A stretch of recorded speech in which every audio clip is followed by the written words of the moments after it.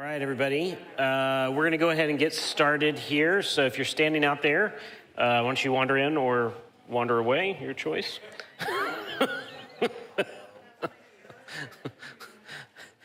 No, but seriously, come on in. It'll be exciting. So the night sessions have been working out just in terms of helping to keep some of the more academic, historic stuff for people that have that focus, and it's helped make the sermons a little bit lighter, I hope. And I want to do the same thing. So normally when you do a book series, which we're about to be starting a book series going through the Gospel of Matthew, you tend to give a lot of sort of historical background, cultural background, all of that kind of stuff. And I thought, wouldn't it just be fun? Churches don't just do like a background to the New Testament. So I'm going to kind of do just a very broad, here's the background of the New Testament world, and then I'm going to focus a little bit on Matthew, so that hopefully starting next week, I just start preaching Matthew. That's my goal. So here we go. I want to talk a little bit about the social and political context, or we're just going to start here, the social political context of the first century world. Now, a lot of what we know about this come from two primary sources. One of that is from the works of Josephus. He was a Jewish general that actually fought the Romans. If you're familiar with the story of Masada, where everybody commits suicide and the last person stacks the bodies up and then kills himself. It was going to be a similar kind of thing, and it was down to him and one other person at the very end, and he finally goes, hey, what if we actually don't finish this, and what if we just go out and play nice? And that's what he did, and the Romans actually let him live and employed him, believe it or not. So he was under the employ of the Roman Empire to write about the culture, to help them understand who were they fighting, and also to write about the various battles kind of from his insider perspective. So from a Roman standpoint, he represented the Jews. To the Jews, he obviously represented the Romans. So he wrote quite a bit about this time period, so primarily from Jewish antiquities and Jewish war. But the other side is there's an apocryphal book, which we talked about in the What is the Bible series, and that's 1st and 2nd Maccabees. This is, it contains a lot of information about this time period as well. More recently, there's been a lot of archaeological digs and other kinds of things, but still, these are the two kind of main sources. So if you think of the closing of the Old Testament and the opening of the New Testament, there's about 400 years between these two events. And so let's just start off with what happens during this time. And there's three main things, at least in view of New Testament studies. Number one is the unification of Greek culture. So Hellenism is kind of the word that's used to signify this is Greek culture. And so Hellenization is the spread of this culture.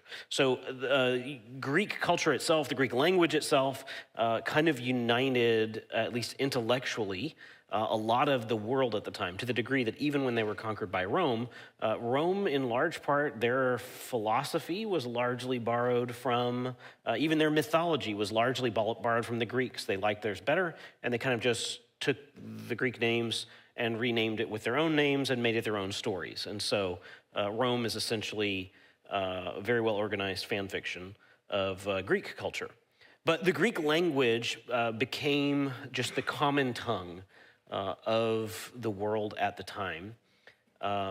It was precise, it was very accurate. If you do any medical studies today, you have to study a ton of Greek. Perhaps as much as seminary students have to study. And so a lot of our English words are built on Greek words, so even today we're feeling its influence. But the second main thing is there was a unification of Roman politics. And so the Roman Empire was vast, and one of the things they did, they were builders.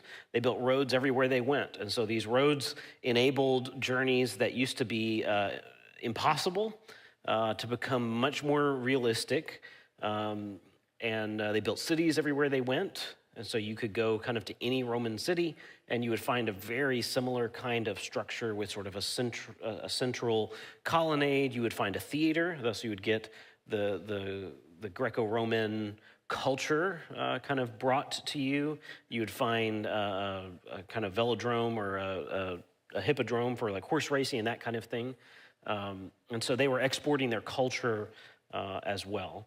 But with this came Pax Romana, or the Peace of Rome. There was a whole Roman set of laws. And so we think in terms of country because that's the way our world exists. But the ancient world was not this way. You essentially had city-states, and then in a few particular places and time periods, you had vast empires that kind of consumed these city-states. So if you think of, imagine the United States where every single city had a completely different set of a code of laws, it would be impossible to travel through the country without getting yourself into trouble. Well, the Roman Empire essentially provides one fixed set of laws for everybody in all circumstances. And so this helped travel. It helped know you had basic protection, rights, responsibilities, et cetera. And so these two things from the Romans actually helped bring the world together in a way that you used to not be able to enjoy for fear of being robbed on the way or, just getting prosecuted when you went somewhere for not knowing what was happening. And then finally, there were some unique things to Judaism. The synagogues came into view during the exile, during those 400 years. And this was because as the Jews were deported out of Israel, they no longer had access to the temple itself. And so everywhere they went, they started houses of worship. So some of the oldest synagogues in the world are in places like Yemen, in places like Iran, places like Iraq. And these are places where the Jews scattered either before the time of Christ or after the time of Christ once the Romans came through there. And they essentially brought the synagogues everywhere they went. We see in the book of Acts where the apostles kind of stop one every city they went to, stop in the synagogue. Stop two, when that didn't work, go to the marketplace. And that was just kind of their pattern. So synagogues just became a very real part of their worship. Now remember, when you lose the temple, you're not just losing the temple, you're losing the sacrificial system. So if you have a system of religion that's built around covering your sin, and you had the temple, which kind of provided that, and now you don't, you have a bit of a problem. It would kind of be like being Catholic and needing the Mass, but not having a priest and a church in which to perform the Mass. So if that really is necessary, you're kind of up a creek. And so because of this, the synagogues emphasized teaching, they emphasized worship. In fact, a lot of New Testament, us included, sort of service style is largely patterned after synagogue worship, especially in the first century. But the second thing was the oral law became a very real component of their worship and their understanding. They're removed from the temple, they're removed from all of these documents. A lot of them are destroyed or lost during this time. Not all of them, but the average person didn't have access to this, and so they basically created what is known as the oral law. This is what the young children would learn at school. They would be able to recite this, and so you hear Jesus say, "You've heard it said, but I say to you." Well, he's referencing something in the oral law. When we start talking about the different sects, S-E-C-T-S, the different sects of Judaism, we'll see some of them accept the oral law, others reject the oral law, and so it's fascinating. But the oral law largely is built around 1 Samuel 15:22, which says, "To obey is better than sacrifice." And so because of them going into the exile, they were trying to learn their lesson of how did we get into the exile? Let's make sure we never do that again. Let's really study the law and let's focus on that. And then finally, Aramaic becomes the lingua franca of the day. Hebrew was limited kind of just to reading the scriptures.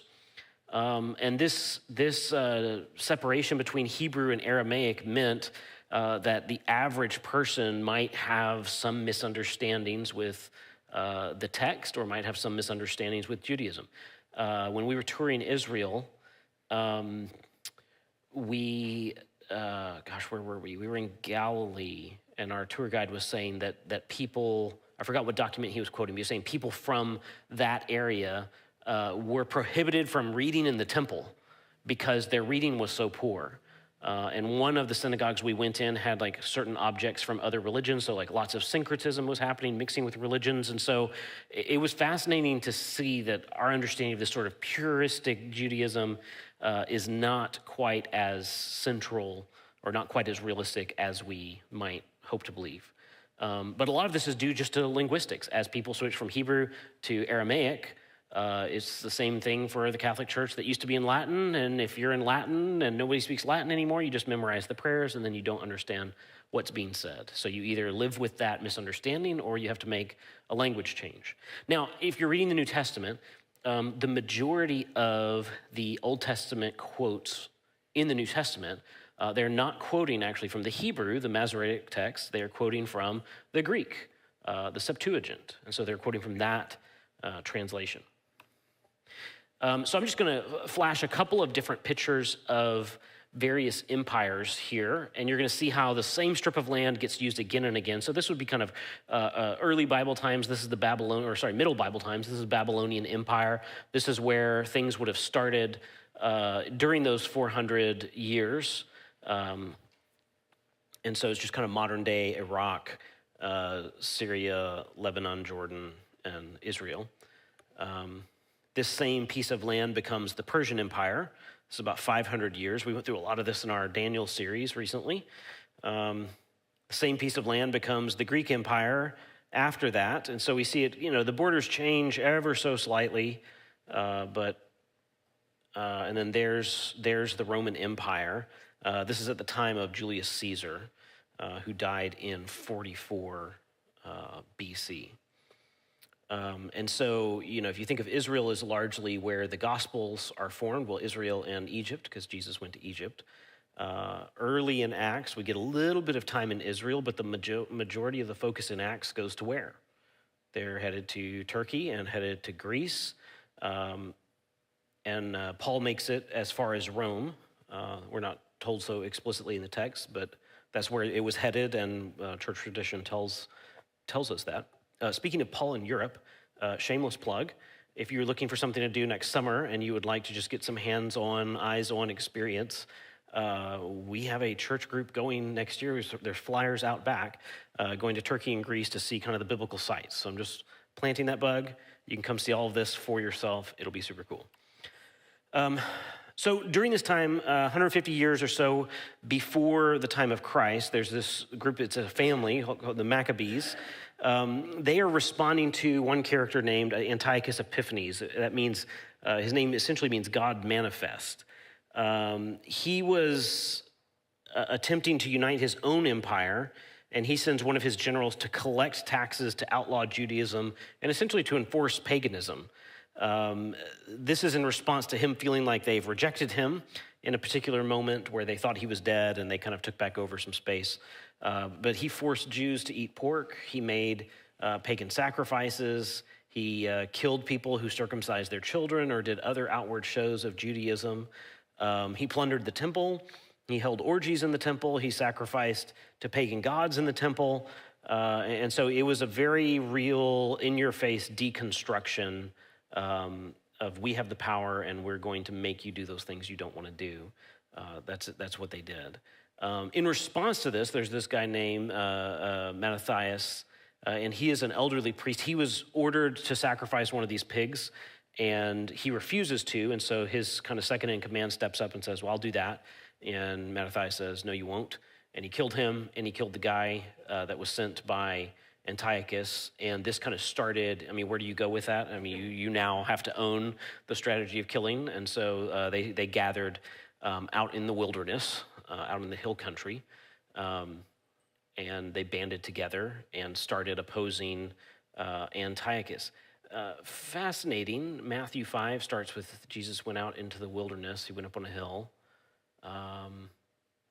Do you wonder if many of the people of that day might have thought, was he simply going to be the next in the line of the Maccabees and oppose? Perhaps. And so his son is named Judas, also known as the Hammer. He gathers them out in the wilderness as well. He defeats these armies, and this triggers a war, an internal war, though. Once they won victory from the Syrians, that's who Antiochus represented, once they won this victory, it was not just all a great love affair inside of Israel. You now had internal schism, and so you had very pro-Hellenistic, very pro-Greek, and anti-Hellenistic Jews that's essentially kind of turned to a bit of a civil war at one point. They gain a brief moment of independence under his other sons, Jonathan and Simon. They gain political power essentially by contending by playing off the various Syrian rulers against each other. And then finally they gained their independence. They even actually had a treaty with Rome at one point. And so all of this was just a very brief blip in their history of independence, but essentially all of the infighting, it weakens their rule. And then the Romans come in and they subjugate everybody in 63 BC, and the Romans stay there until basically they kill all of the Jews and kick them out in 70. But all of this, if you're an oppressed people and you have all these messianic texts and you've already returned from exile, and now there seems to be this leader who randomly gets a rabble of guys together, and you kick out the powers that be and you make a treaty with like the real next in line reigning power, superpower of the day, it feels like you're making progress in a certain direction, right? It feels like maybe Messiah is about to be here, or maybe he could be one of us. And so there's just this hopeful expectation that as these things are happening, as these unfathomable battles are being won against superior forces, that it seems like God is fighting on our side. I mean, go read through Joshua, the way that God fought on their side. There's just this excitement. If you look at the fall of Jerusalem around AD 70, you'll actually see a similar sort of feeling. I'll talk about the zealots in a moment, but there's that sense of feeling. So in the time of Christ specifically, we have Herod the Great. He's an Edomite, so the Edomites come from Esau. Because of this, he's not quite Jewish. I mean, he sort of puts the ish in Jewish. He's from the other brother, and he's not from the line of Jacob. And because of this, they don't like him at all. He's also trying to control this area, and from a Jewish perspective, it would seem like he's doing the bidding of Rome, who we don't like. And then from a Roman perspective, it would seem kind of like he was sort of pro-Jewish. So he was kind of caught in the middle. He placated the Jews, but he absolutely hated them. So he would do things like not eating pork. He beautified the temple, but he absolutely hated the Jews. There was a real sense of rejection that he felt from them. He was a very bloody person, killed many, many, many members of his family. And he was just afraid that they were rising up and going to take the throne. And so they said it was better to be his pig than his son. In Greek, the words for pig and son it's a play on words. But if you were his pig, he didn't eat pork, and so you're safe. If you were his son, chances are you would wind up on the chopping block at some point. He commanded a slaughter at the time of his death. And he said, even if there's not crying over my death, there will be crying at my death. This was a command that was given, but wisely not followed later. And so that kind of sets some of the social and the political side up. Let's turn our attention to look at some of the religious and the cultural context. And so with each of these next several slides, I want you to kind of listen for modern day parallels, because almost without exception, there is some kind of group that is represented by these groups in today's world. And so the first of these are some Greco-Roman philosophies that were around in the day. The first of these is Gnosticism. This is something that a lot of the letters either implicitly or explicitly are addressing certain elements of Gnosticism. Gnosticism is built around the Greek word gnosis, which is where we get our word knowledge from. And for them, it was a secret knowledge. This is a very elitist, secretive kind of club. They were sort of like the Scientologists of the day. But they taught that matter is evil. Essentially, there is a God, and then there's a series of demigods, and because matter is evil, the world is not created by the ultimate good one. It's created by one of these lower and lower ones. Whenever you think that matter is evil, you have one of two responses. You either become very ascetic, meaning you deny all pleasure, you say no to all kinds of pleasure, or you become very libertine. And so you have people who are Gnostic who are completely denying everything. In one of Paul's letters, he says, people will say, do not touch, do not taste, do not handle. These have a form of godliness, but no real power. That was the ascetic side of Gnosticism. Or there's the very libertine. If it feels good, do it. And so that's an easy selling point with a lot of people. The next philosophical group are the Stoics. The Stoics believed that the world was infused, that all matter was infused with a kind of world soul. Essentially, this is pantheism, that God is everything. And they believed in, so we use the word stoic to mean someone is in control of their emotions. This was actually central to their philosophy. Fate has determined everything, and you need to know what you can and cannot control. And you need to accept it. Like if you're going to die at 25 and you know this somehow, there's no sense in crying about it. It's just a fact of life, and you just need to accept it and move on. If your child dies early on, well, you can't change that. Just accept it and move on. So it has this kind of heartless feel to it. They want to avoid all extremes of emotion by focusing on reason. And so reason is higher than emotion. Some of the early European racism against Africans is actually rooted in Stoicism. Because Europeans at that time are kind of well-fed on this sense of rationalism. So rationalism comes back to us through René Descartes and other Enlightenment and even post-Enlightenment thinkers. And so that, like, this kind of rationalism sticks with Western culture for a long time. And so if you think, well, reason is the highest order, the highest form of being, and emotionalism, this is the lowest, and then you cross cultures with cultures that value the exact opposite, where you're supposed to be emotional, in kind of the worst cross-cultural misunderstanding from the European standpoint, you look and you say, well, these people are not fit for self-rule. They can't even rule themselves, so how can they rule their own societies? So a lot of that line of thinking is actually largely built out of this philosophical camp. Epicureanism is the next philosophy. These were largely materialistic. Materialistic, not in the sense of likes to have lots of stuff, but in the sense of what we would call in modern day world just being evolutionary, to think that it's matter and the void. So they believed kind of in deism. They wouldn't reject that God existed at all, but they would say the gods are unknowable. They essentially might have made the world, but they're not at all part of it. You can't know them. Don't worry about it. So for Epicureanism, pleasure became ultimate. The famous phrase, eat, drink, and be merry, for tomorrow we die, that is from Epicurean philosophy. Now, when we think of pleasure being ultimate, we typically just assume, well, we're talking about pure hedonism.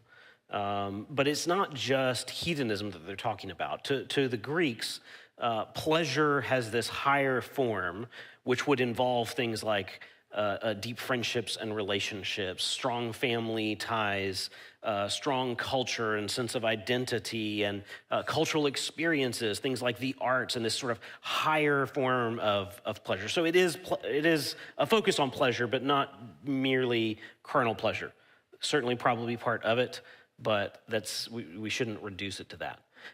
Paul encountered both Stoics and Epicureans in Athens. And so if you read that in Acts chapter 17, these are some of the people that he's interacting with, are these two groups specifically. The next group is Cynicism, or Cynics.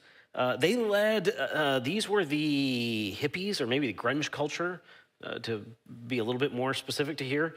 They led very vulgar and unkempt lives from, terrible hairstyles, wearing dirty clothes, using vulgar language, performing lewd acts in public, defecating in public, just kind of breaking all social conventions, feeling no need to fit a social norm.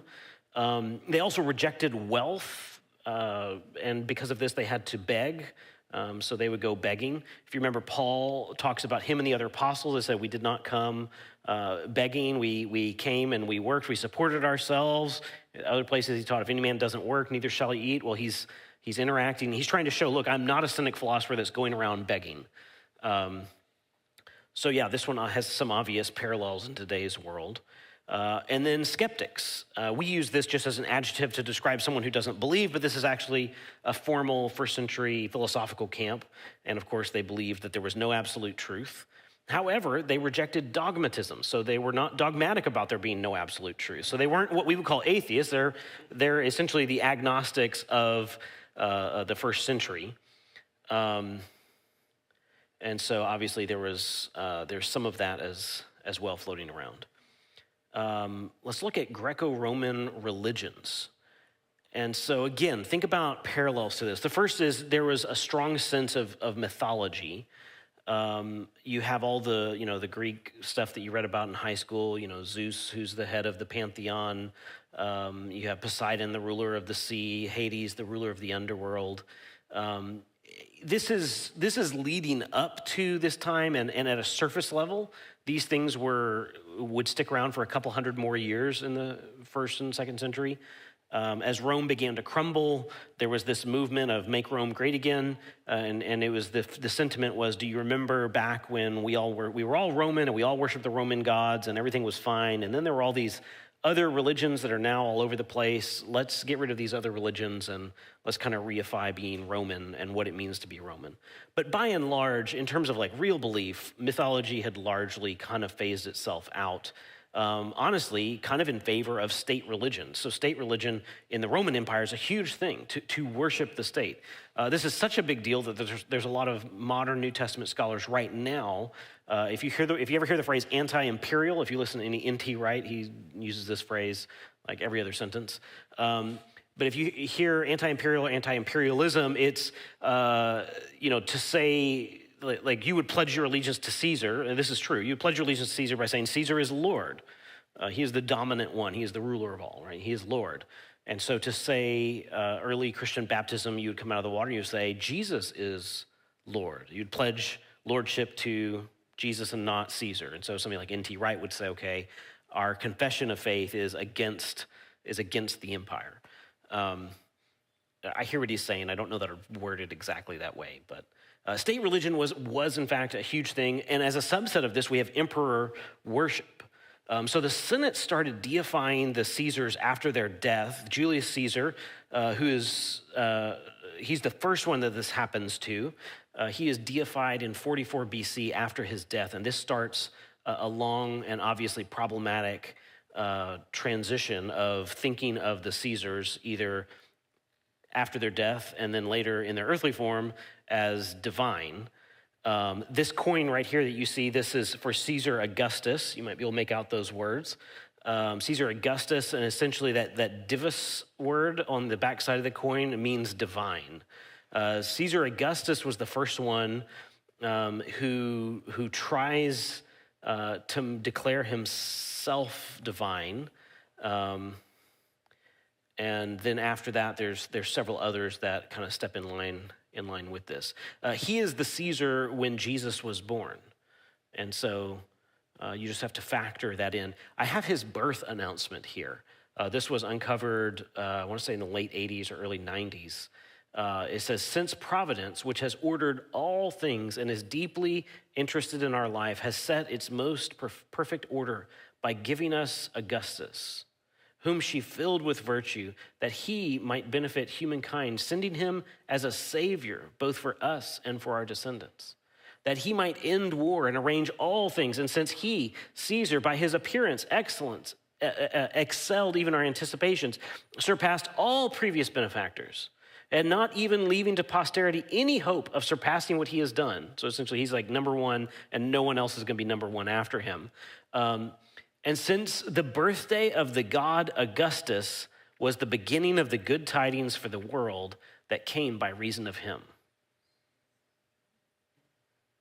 Mark 1:1, the beginning of the gospel of Jesus Christ, the Son of God. How fascinating. The birthday of the god Augustus was the beginning. It's the same Greek word as the beginning used there in Mark. He's the beginning of the good tidings. Good tidings, this is our word for good news.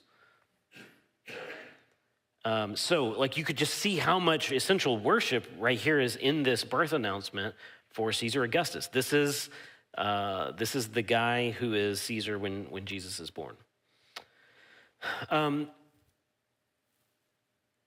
Outside of emperor worship, there is some there's mystery cults, mystery religion. There are things such as, we don't know all of them because they're mysterious, but people find paintings or inscriptions on rocks about this stuff, but not really enough to have a clear picture. Probably the one that they know the most about, because it was very popular with the Roman soldiers, this was Mithraism. And so Mithraism was kind of a power cult. Power cults are actually still a thing in today's world. There's a cult in Mexico where they invite a demon to possess them, and because it gives them power, they think it makes them bulletproof. And so if you're part of the cartel, like you go through these rituals essentially to make you bulletproof against the police and the federales and everybody else. So this concept exists today in today's world.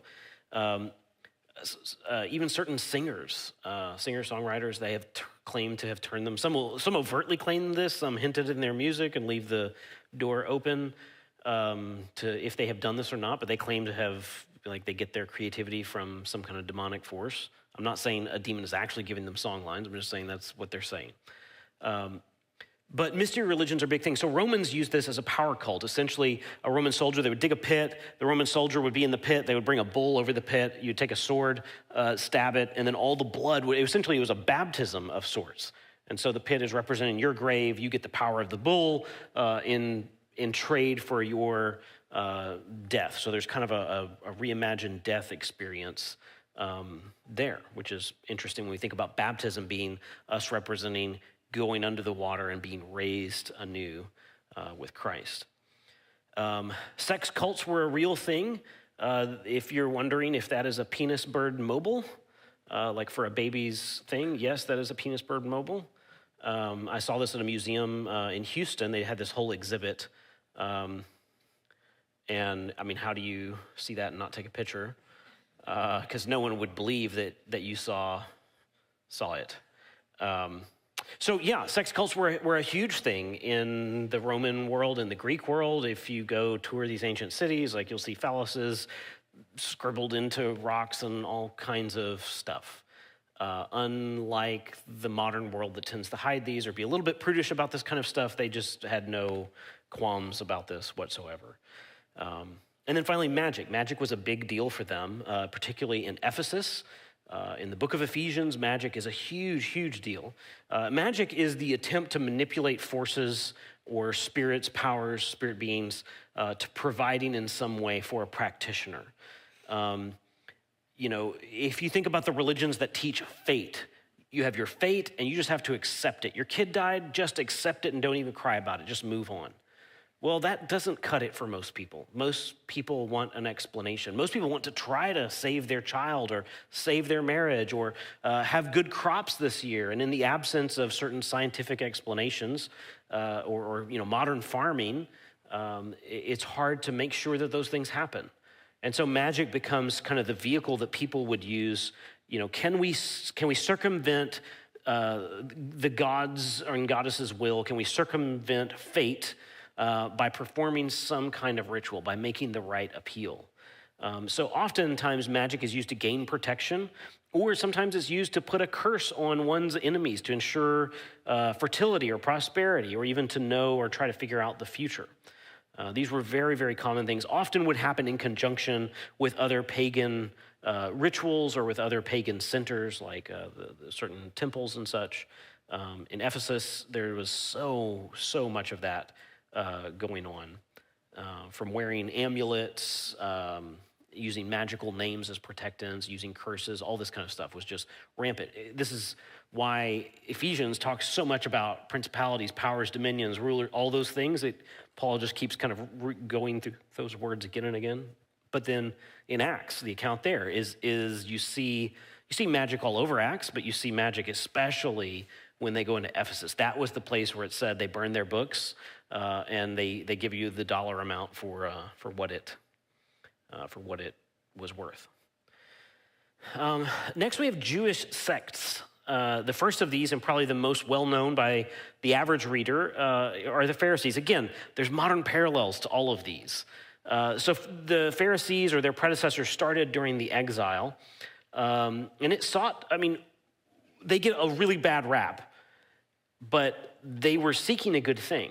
If law breaking and if idolatry is what got us out of our country, what put us at odds with God, it put us on his disciplinary list, let's make sure we never do that again. I mean, that's a good aspiration. And so they are trying to answer, how do we make sure we never do this? They adhered to the Mosaic law. They adhered to the oral law. These were perhaps we don't know exactly where the oral law came about, but these are perhaps the people that helped create this. We do know that they started adding to the laws. So like if God says, don't commit adultery, you'll never commit adultery if you're never in the same room with a woman by yourself. And so they start essentially hedging in God's law. If God says don't work on the Sabbath, well, you'll never work on the Sabbath if you never take X many steps outside of your house, if you never cook on certain extra rules that aren't in the Old Testament, they kind of helpfully fill in so that if you keep those, you'll be sure to keep God's original law. They absolutely hated Hellenization. They hated the Greek culture, the Roman culture being in there. They considered themselves to be separated ones. Again, they get a bad rap, but you've got Nicodemus, you've got Joseph of Arimathea. Both of these are Pharisees and seem to be very faithful men, very hopeful, expectant, believing men. And so sometimes we paint with a broad brush about the Pharisees, but there were some good points as well. The Sadducees, this was a different group. If people know a little bit more than just the Pharisees, normally it's this group because the Sadducees and the scribes get mentioned quite a bit by Jesus. They were the opposite of the Pharisees, right? So they are very politically connected and very powerful. They had started off being very anti-Hellenization, but at some point they recant this policy in trade for some power. Because of this, they were very, very powerful. They ran kind of the temple grounds. These are the people who charged money for changing. They did the money changing in the temple. They affirmed only the Torah, the first 5 books of the Bible. They affirmed only that as being inspired. So they did not follow the oral law, and they didn't even really follow the writings and the prophets as well. So just the books of Moses was what they were focused on. Then we have the Essenes. The Essenes, they're not actually named by name in the New Testament, but we're aware largely from Josephus. These are the ones who actually, the Dead Sea Scrolls were most likely written by them. It was found in one of their caves, so we assume that they were the ones who wrote. The whole community by the Dead Sea Scrolls, the Qumran community, that's one of the only known monasteries of them that we have. Some of them mixed in to broader culture, but they live very, very separate lives. So they were very disgruntled by politics and very disgruntled by Hellenistic culture. They didn't want any of these things. They just wanted to kind of isolate. And so that's why you sometimes see them living out in the desert. They very much focused on the end times to the degree, the end times being, God's return, his rule, his righteousness, but in a way that's got a little bit of bloodlust of kind of hoping that all the sinners around you sort of get theirs, if you will. They're even more legalistic than the Pharisees. So the Pharisees were kind of their liberal cousin, if you will. So for example, they refused to offer sacrifice at the temple in Jerusalem because they saw it as being run by a corrupt priesthood. So they would not even do that. They tried to refrain from bowel movements on the Sabbath so that they could maintain ritual purity. We should all do the live like an Essene for a day. I'm just kidding. That sounds very unhealthy. I'm not a doctor, but that sounds very unhealthy. The next group are zealots. These are the guys that take matters in their own hands. They ascribe to a very violent form of resistance. They are very anti-Roman. They were very pro-guerrilla warfare. If you've been watching The Chosen, I love the episode where they sort of give us a very fancifully retold, very artfully retold backstory for Simon the Zealot. They actually show them plotting against, some ruler, and he's about to, they're about to do a hit in the street. And it shows them practicing in some village. It was very interesting to just go, I wonder what would that really have looked like to be one of these guys, and how did they train? When Jerusalem was surrounded by the Romans, close to AD 70, and like it turned into siege warfare situation. The Romans are trying to starve them out. The Jews had a great supply of food. The Zealots are the ones who burned the pile of food. They burned the storehouses.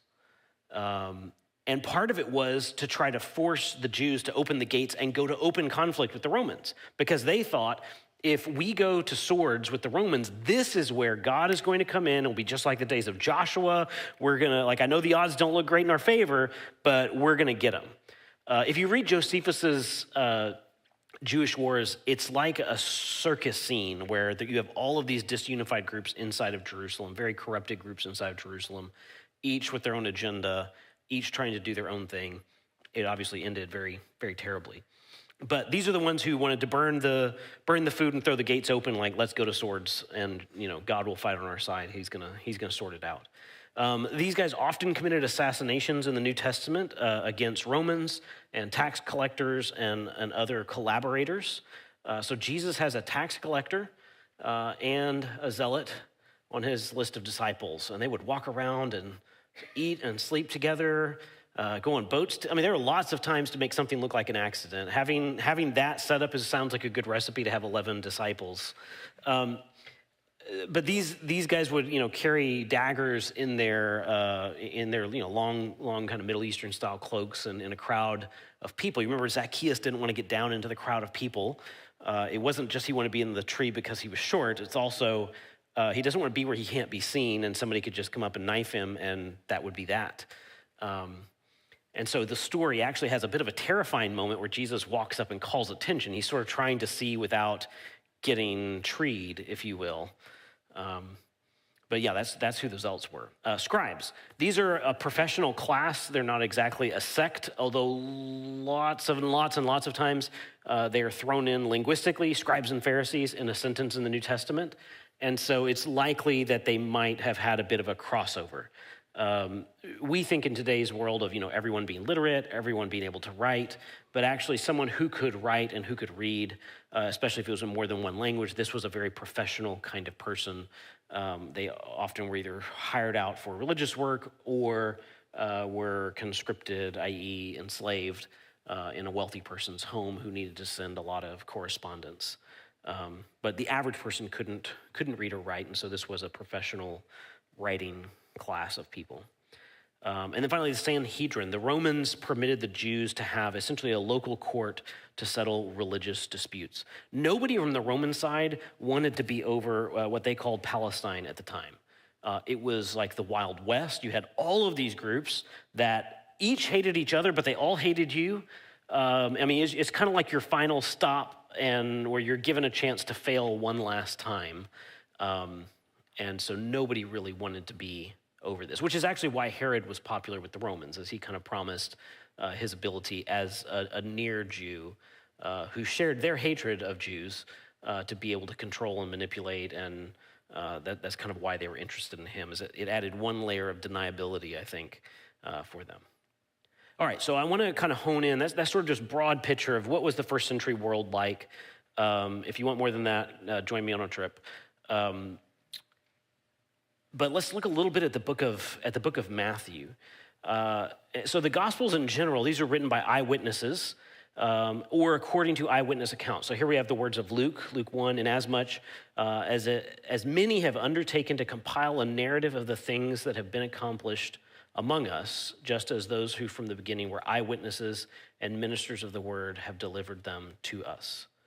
And so Luke is saying, look, there's some eyewitness language being used here.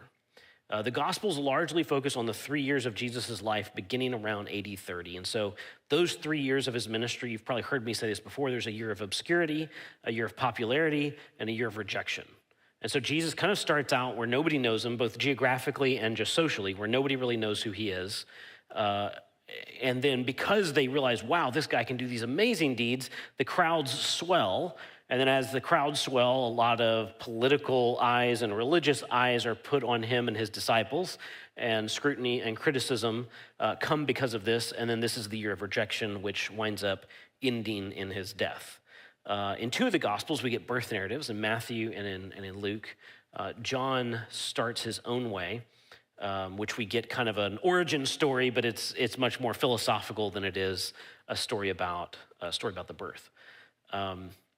I don't want to spend too much time talking about what scholars call the synoptic gospels. And so the synoptic gospels are Matthew, Mark, and Luke, where John is kind of the outlier. And so they see these three sharing similar stories, tons and tons and tons of stories, studies, dissertations, books have been written about that topic alone. Who is sharing from who, which stories are unique to which authors, or if you're ever reading a commentary, a lot of them will say, well, this story is in this and this gospel, but not that one, or we think this author borrowed from that one. Into this theory, people say, well, there's this Q document, which we don't have and is not referenced outside of dissertations or reviews of dissertations. But there's this Q document, and then there's the Mark document, and there's all of these documents that then the people compiled. This is the stuff dissertations are made of. It's fascinating to read. It could be how it happened. It also doesn't have to be how it happened. It doesn't change the story at all, in my opinion. So anyway, no more about that. The author of Matthew is actually, this is an unattributed gospel. Unlike Luke, who names himself, John doesn't really attribute, at least not at the beginning. You know, he references himself creatively a number of times. But this one really doesn't have any kind of title. A lot of early church tradition says that it was Matthew. In fact, they were unanimous that it was Matthew. So tradition ascribes this to Matthew. Some think that he only wrote a book called the Oracles.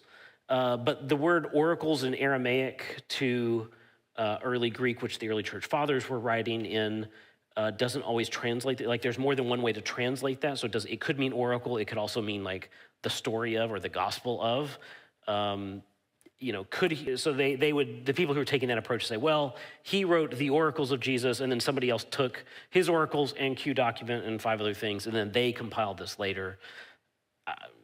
It's relatively unimportant distinction, but I would just say all of the early church writers attributed this to Matthew. And then when you look at the book itself, you go, okay, well, what do we know of Matthew? Let's just inspect that for ourselves. Matthew is a tax collector, which we see as kind of a sleazy, grabby, a schmuck, if you will. But the reality is he would have been a Roman representative in a political office who works with numbers and math and finance and law. So probably a pretty educated person, probably a pretty organized person. So if you look at the organization of Matthew, it's very organized. I'll get into its organization in a moment. Also, there's certain specific references of Jesus paying a temple tax where the other gospels aren't as interested in taxes. Like if you're not a tax person, none of us are either. And so, but the fact that Matthew includes this means probably this might be a hint that it's him.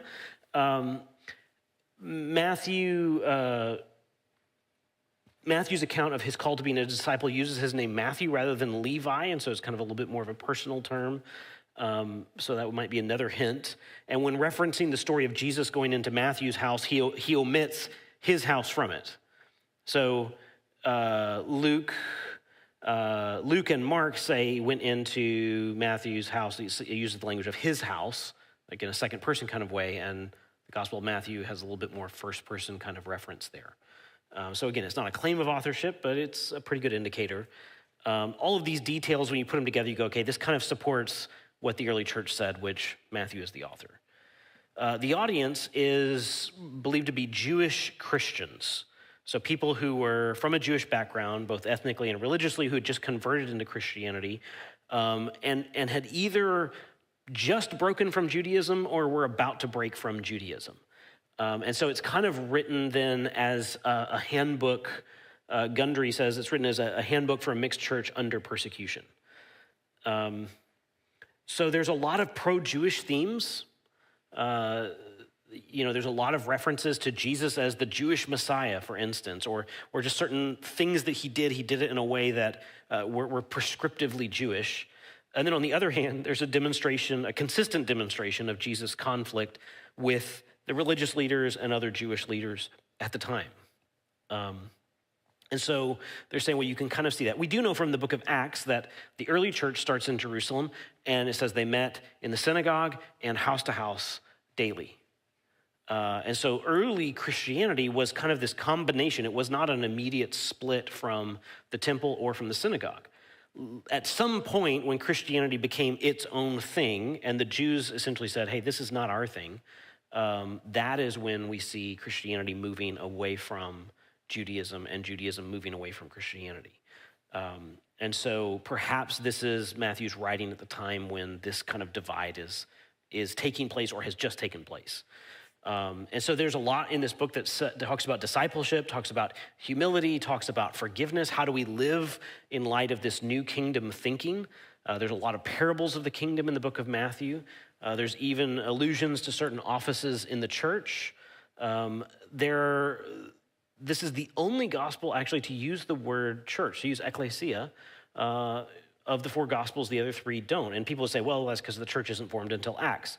And yet we have Matthew talking and using this word. In fact, uses it 3 times in his book. So you could see this kind of as an inoculation to persecution, or just trying to help people understand Jesus went through persecution and the disciples went through persecution. You are going to go through this as well.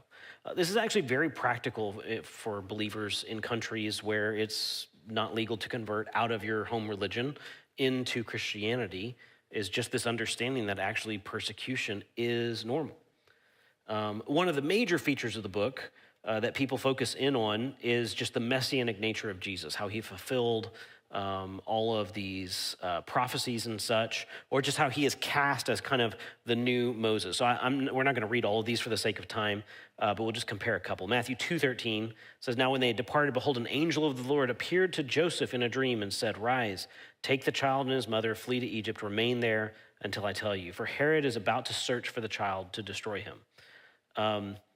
Exodus 2:15, when Pharaoh heard of it, he sought to kill Moses, but Moses fled. So there's a bit of a parallel and an overlay. And you go, okay, well, that's one example. Well, there's a second one. Matthew 2:20, saying, rise, take the child and his mother, go to the land of Israel, for those who sought the child's life are dead. And he rose and took the child and his mother, and he went to the land of Israel. Exodus 4:19, and the Lord said to Moses and Midian, go back to Egypt, for all the men who were seeking your life are dead.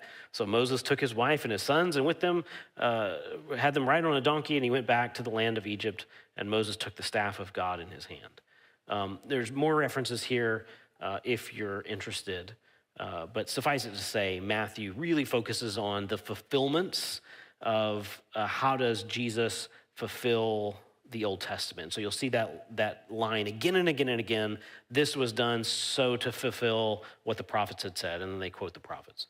So there's that constant portrayal of Jesus as the kind of new and better Moses, and his interactions there. One of the things that's really fascinating is the structure of the book. Now, some people make too much of this, but essentially, there's 5 major discourses. Starts with the Sermon on the Mount. Everybody's familiar with that one. The commissioning of the 12, the parables of the kingdom, a whole chapter of parables of the kingdom. There's a chapter on humility and forgiveness, and then the Olivet Discourse. Are there any other sections of the Bible that are made up of a group of 5? Pentateuch, yeah. Penta means 5. And so again, Matthew is writing. Again, we see the tax collectors as these faithless, sleazy people, and perhaps they were. On the other hand, Matthew would have been educated. He would have been intelligent, even if he might not have been a faithful Jew in the sense of rejecting Rome and its influence. He would have been the most likely of all of them to have remembered what was taught in school to him as a child. I mean, who do we have? We have Peter and his brothers. What is their day job? Fishermen. So, you know, no pun intended, but do the math. Who are you going to bank on, to win the Bible quiz? Well, it's probably the kid that's really, really smart, kind of in his whole life, not the guys who just fish and fish and fish. So there's this even kind of structural illusion, some would say, just to this kind of comparison to Judaism, where Matthew is comparing Jesus to Moses on a number of fronts, and then you see there's kind of, the book is divided into 5 major speeches or discourses. So it's an interesting hypothesis, but I agree with authors who say we can also make too much of that kind of thing. So who is Jesus portrayed as in the Gospel of Matthew? Number one is he's portrayed as the Lord himself. We see this in certain terms or in certain phrases that are used about him, where he is hinted at or alluded to as kind of being God. We see certain references to him being the servant of the Lord, or the suffering servant, from Isaiah. We see where he is compared with the Son of Man from Daniel. Again, the Son of Man from Daniel is a very divine, a very messianic category that Matthew puts onto Jesus through his gospel. He's the climax of the line of the law and the prophets. We see this in a couple of places. We see this in the Transfiguration, and when he is transfigured with the 2 characters that represent the law and the prophets. We see this also just from the genealogy of chapter 1, where there's all of these, this whole line leads up to, and then there's Jesus. Matthew gives us 3 sets of 14, 14 from the patriarchs to deportation, then from no, I'm missing one step. It's late, I'm sorry. Anyway, he gives us 3 sets of 14. So we see that he's kind of presented as the climax in the line of the law of the prophets. Chapter 1, the birth narrative, also tells us that he's Emmanuel. He's God with us. This is super rich with Old Testament imagery, with messianic imagery. So the structure of the sermon series, I have timed it where the birth section is going to fall on Christmas time.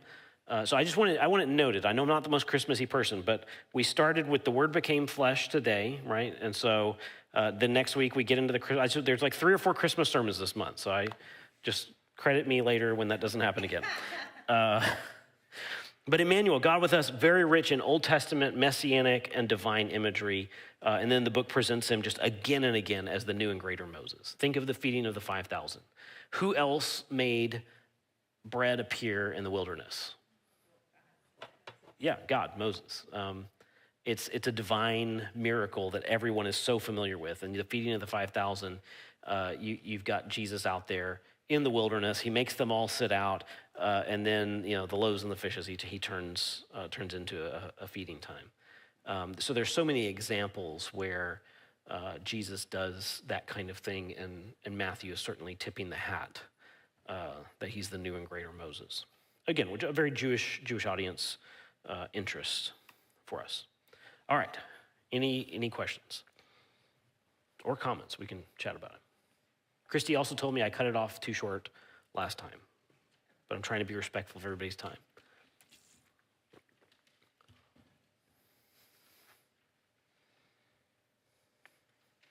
Tom? Question. Is Aramaic and Hebrew very close?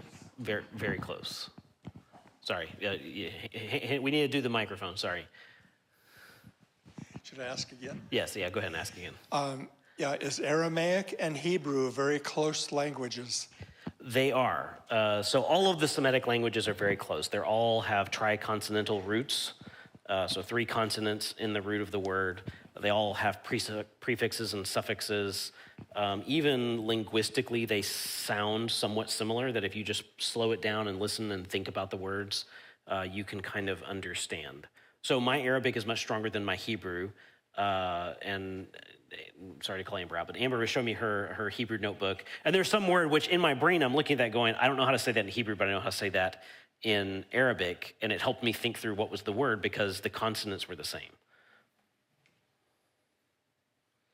Is there a reason why you're asking that? No, the thought came in while you were talking about the languages. Okay.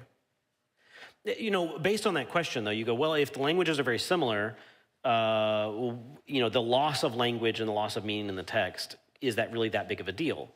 And the problem with Hebrew is the Old Testament is written over depending on how you date everything, like centuries. And you think of English changing over. I mean, I showed you Bibles that were from the 1500s, which historically speaking is not really that old. And we looked at the pages and we couldn't read what it was because Middle English, though, is super near to modern English. It's impossible for us. I mean, I'm sure a linguist could go, oh, look, it's so easy. This means this. And I mean, they could show us all the connections. But the non-linguists in the room, it just looks like German, honestly.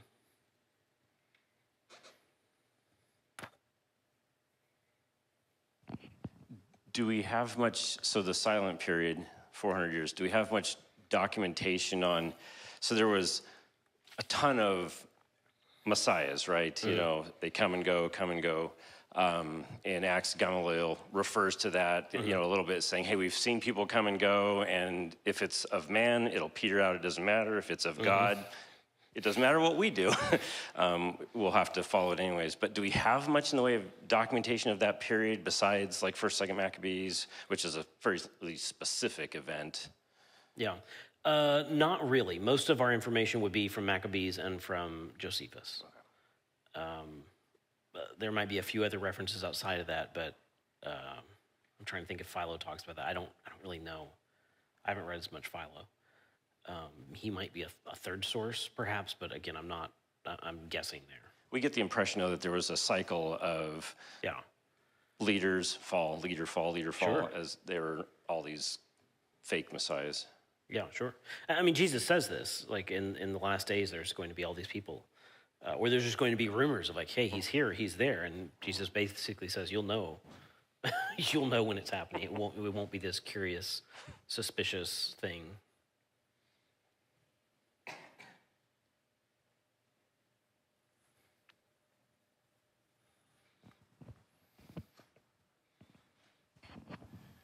So in your preparation for sermon series in Matthew, did you find that you needed to refer to any of the other Gospels for areas of specific topics or specific doctrine?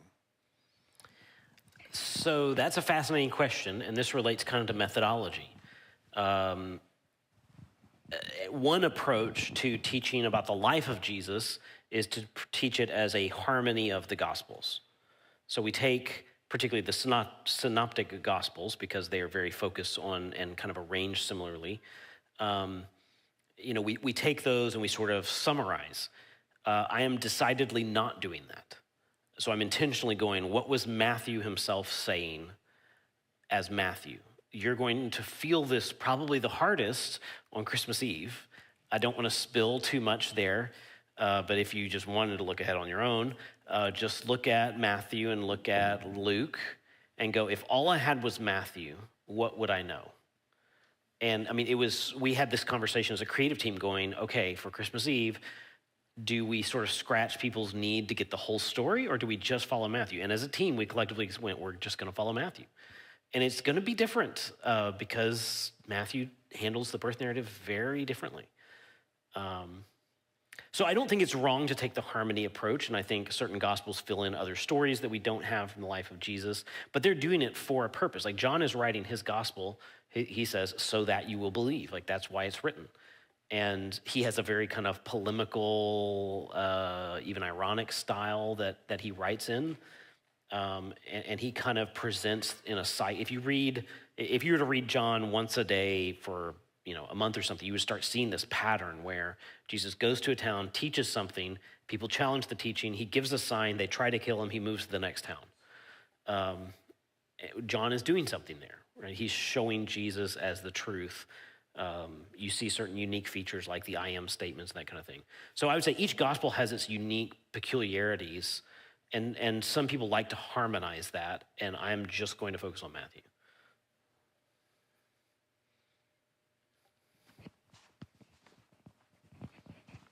Youth pastor's raising his hand with a smile.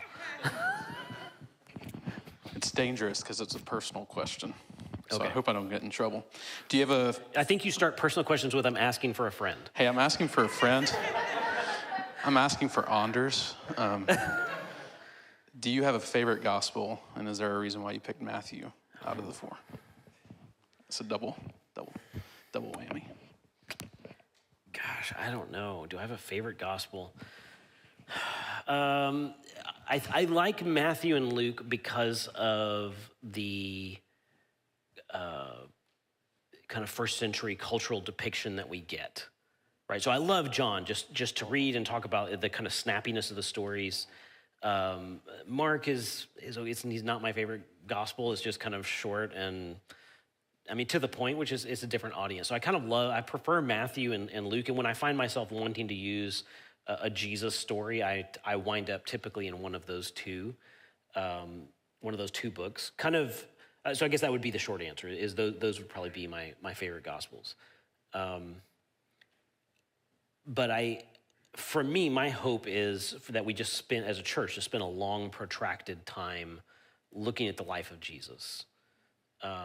I think there's a lot of times when in leadership we think, how do we motivate people to get engaged, to do something? And there's lots of, some of it is communicating, getting the word out, Sometimes it's an administrative fix, but sometimes a lot of churches will kind of get a little bit arm twisty about trying to just manipulate and cajole everybody into everything.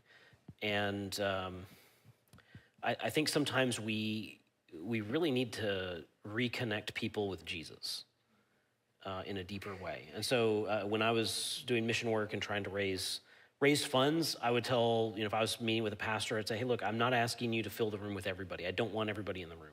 In fact, they don't have to have a heart for missions. They don't have to have a heart for Muslims. So who are the people who just really love Jesus in your church? Those are the people I want to talk to.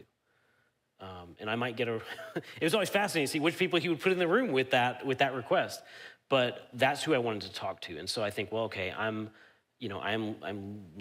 collectively, we're leading a body here. And how do we help people love Jesus more? Because whatever God calls us to do next, it has to be built out of that foundation of love for Jesus, not a desire to grow. I mean, there's some good elements of that, or a desire to just get bigger for bigger. So there's all these kind of false desires, and I think whatever God calls us to, the strongest foundation is looking more like Jesus.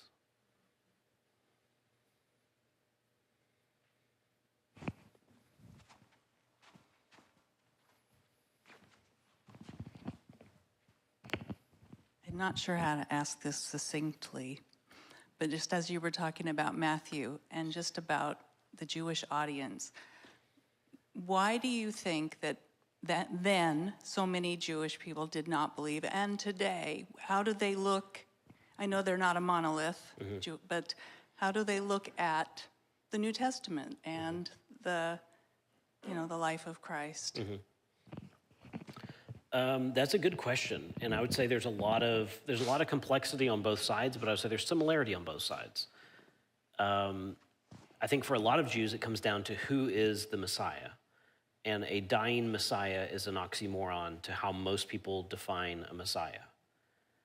And so if you look at the Messianic passages, particularly the ones like Psalm 2, that God is going to make the nations a footstool for his inheritance, that he's going to dash the nations with a rod of iron. Jesus didn't do this. And so if you can't say, well, with prophecy, there's there's two moments, but we're seeing it this way, so it looks like one thing, but if we could have this side perspective, we go, okay, there's this part and there's this part.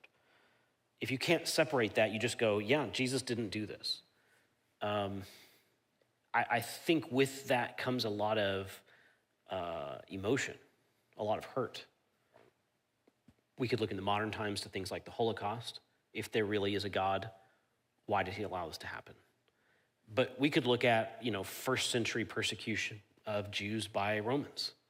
And it was a similar kind of thing where there were Jewish martyrs who were killed by the Romans, or 100 years BC, there were Jews who were killed by, it's just like different groups have killed them over the years. And I think it kind of goes to what I was talking about this morning in the sermon, where I said, look, God is calling us to believe. That might be a belief for the first time, but for those of us who've been in the church a long time, chances are we've been hurt, and that hurt even though intellectually we would say, I know God exists, there's this emotional component where we can't just open ourselves and release ourselves to him anymore. There's kind of this callousing and this protecting. There's a part in Chronicles of Narnia where the kids are talking about Aslan the lion, and they say, is he safe? And the answer is no, but he's good. And it's easy to sit there and we go, emotionally we go, yes, that's what we're saying about God. He's not safe, but he's good, which is great. But if you're one of the people at Masada, when the Romans are stacking up and about to come in and kill everybody, and for a brief moment, there was one moment where the ramparts that they had built to get up to, that the Romans had built to kind of invade, caught fire. And of course, every zealous Jew is going, all right, it's happening. Here it is. And obviously, we know from history that's not the way the story ended. It was just this brief moment where it caught fire, and then the whole thing backfired on them, and they all died anyway. And so if you look at a lot of Jewish history, there's just a lot of sadness to it, and that just increases over time. So I think a lot of it relates to, can we... And I hear this from non-Jews as well. I can't serve a God who blah, blah, blah. And so I think it's that feeling of abandonment. We look at the generations who saw Jesus coming. I keep referencing The Chosen. I just got into it a bit late. I'm late to that party. But I've just really, really enjoyed it. And one of my favorite characters is Nicodemus, because you can see him kind of being rational and wants to try to figure things out. On the other hand, you just see this, but if this really is the Messiah, and there's just this expectant, excited hopefulness about him. And the actor just does an amazing job portraying that. That's hard for us to feel that way when it seems like so much silence. So that would kind of be I don't know if that's even really an answer, but I just think there's a lot of sort of emotional or existential angst that's filled up in the reason why not.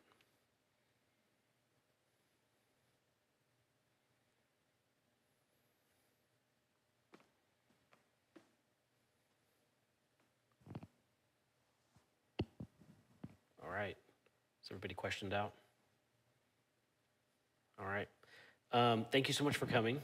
I've really enjoyed these 4 nights, and I'm not sure what the takeaway is, because I know some people have rearranged life group schedules and all of that, and I don't want to, we really are trying to get life groups off the ground and being a central, not just off the ground, but them being a central thing of what we are doing as a church and as a ministry. And, it's one part training strategy, it's one part outreach strategy. Life groups it's this multifaceted thing, the way that Steve and I think about it.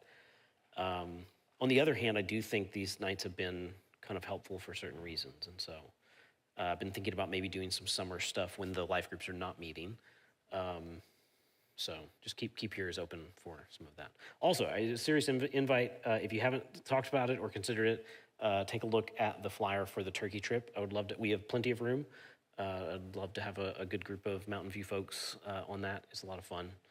We had a blast on the Israel trip, lots of good bonding experiences and just very interesting information. So you get to kind of see these places. I know, I've done this kind of study my whole life, and last year, to be able, or earlier this year rather, to be able to stand there and go, okay, I see it now. Intellectually, I had it for the longest time of going, okay, I get it. There's this group and this group and this group, and this is how it all boiled down. But to actually be physically in the space and go, wow, they were, the group and the group you're told not to marry into, it's like here to downtown Snohomish. It's not far. You look at the map, you're like, oh, that's way over there. No, it's not. It's it's the next neighborhood over. So anyway, thank you all for coming, and see you Sunday.